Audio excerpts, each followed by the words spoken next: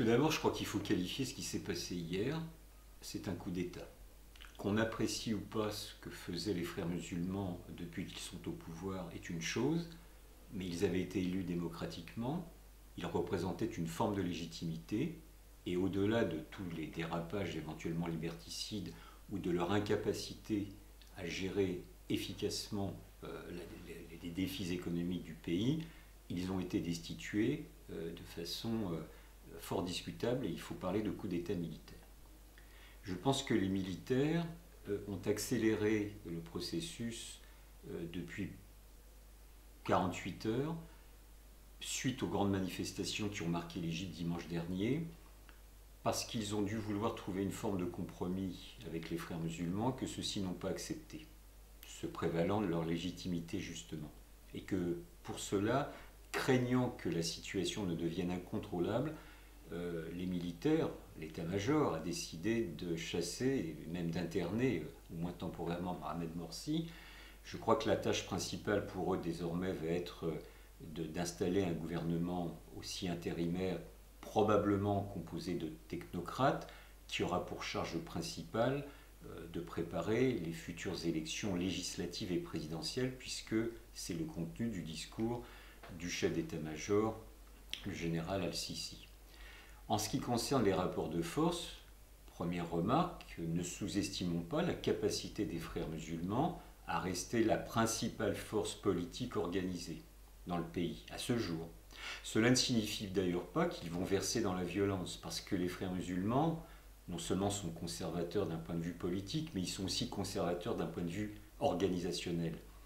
Ils ont tellement subi la répression depuis des décennies, qu'aujourd'hui, alors qu'ils ont encore un appareil légal, ils ont un parti qui n'est pas interdit, ils vont tout faire pour le préserver. Donc il y aura sûrement des manifestations, des mouvements de contestation, de condamnation de l'intervention de l'armée, mais en même temps, je ne crois pas qu'ils iront à l'affrontement.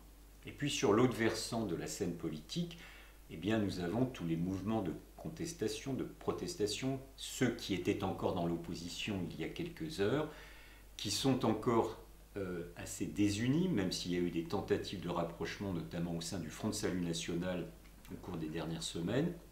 Et je crois que leur responsabilité, s'ils veulent pouvoir concourir aux prochaines élections de façon efficace, c'est de s'unir, c'est de faire une plateforme commune qui puisse incarner une alternative à ce que vont proposer les frères musulmans, parce que les frères musulmans, nul n'en doute, vont concourir aux prochaines élections législatives et présidentielles. Et encore une fois, n'oublions pas qu'ils sont une force structurée importante et qu'une large partie de la population soutient encore. Ce n'est pas toute l'Égypte qui les a condamnés.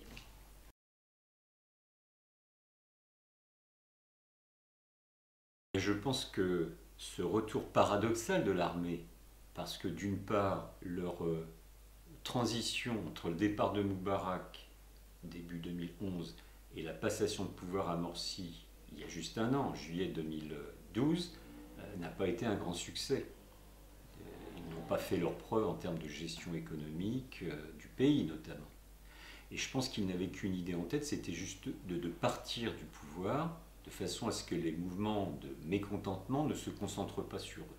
Et aujourd'hui, ils reviennent à la première place de la situation politique, parce que je crois que la situation économique s'est encore plus dégradée et qu'il y a une forme d'exaspération sociale extraordinairement importante, que d'autre part, ils n'acceptaient pas ou plus que les frères musulmans noyautent ou tentent de noyauter l'appareil d'État en plaçant des hommes à tous les postes clés, des hommes à eux, militants des frères musulmans à tous les postes clés. Et troisième facteur, le plus récent, c'est que ce mouvement de contestation que nous évoquions précédemment, qui a pris une ampleur extraordinairement importante, risquait d'induire une situation où plus personne ne contrôlait réellement ce qui pouvait évoluer. L'armée égyptienne, comme toutes les armées du monde, aime l'ordre social.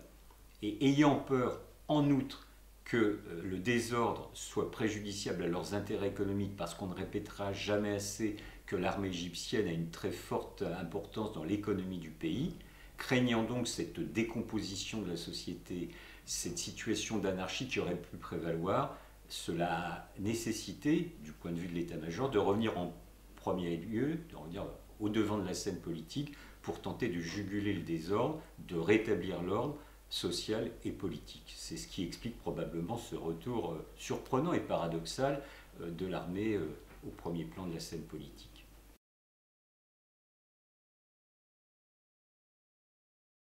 Évidemment, nous sommes dans une situation très préoccupante, mais en même temps, elle s'explique très bien. Je considère pour ma part, depuis début 2011, que nous sommes dans un processus révolutionnaire. Et qu'un processus révolutionnaire, il n'est par définition pas linéaire. Il y a des périodes d'accélération, nous sommes dans cette période d'accélération des événements politiques, puis nous aurons probablement une période de stabilisation relative, et puis de nouveau probablement des mouvements de contestation, mais c'est le propre de toute crise révolutionnaire, de tout processus révolutionnaire. C'est un processus qui n'est pas écrit à l'avance, qui était éminemment contradictoire, au sein desquels les rapports de force sont extrêmement fluides et chaotiques éventuellement. Cette situation politique, elle est éventuellement préoccupante, mais elle n'est pas tout à fait étonnante. Le processus de transition démocratique, il va prendre du temps. En Égypte, comme dans tout le reste des pays du monde arabe qui ont connu des mouvements révolutionnaires et qui connaissent des mouvements révolutionnaires. Donc il faut prendre ça avec lucidité. Il y aura d'autres rebondissements. La seule chose qu'on puisse souhaiter, c'est que cela se fasse avec le moins de violence possible. Deuxième remarque, c'est que tous ceux qui nous expliquaient qu'après les printemps arabes, il y avait l'hiver islamiste, se sont trompés. La preuve en Égypte, la preuve en Tunisie, dans un autre contexte, et puis on pourrait multiplier les exemples, les forces qui se réclament de l'islam politique n'ont pas les capacités d'instaurer de nouvelles dictatures, n'ont pas la possibilité d'instaurer des régimes forts, même si peut-être ils le désireraient, mais parce que les rapports de force sont extrêmement fluctuants, parce qu'en Égypte, il y a l'appareil militaire qui est intervenu pour les raisons que nous avons évoquées, que dans d'autres pays, il y a des forces politiques antinomiques aux frères musulmans, c'est le cas de la Tunisie, qui sont des contre-feux. Donc tout cela est assez passionnant. L'histoire n'est pas écrite. Les peuples arabes et les citoyens arabes ont une page blanche à écrire. Cela ne se fera pas en quelques mois, mais probablement en plusieurs années.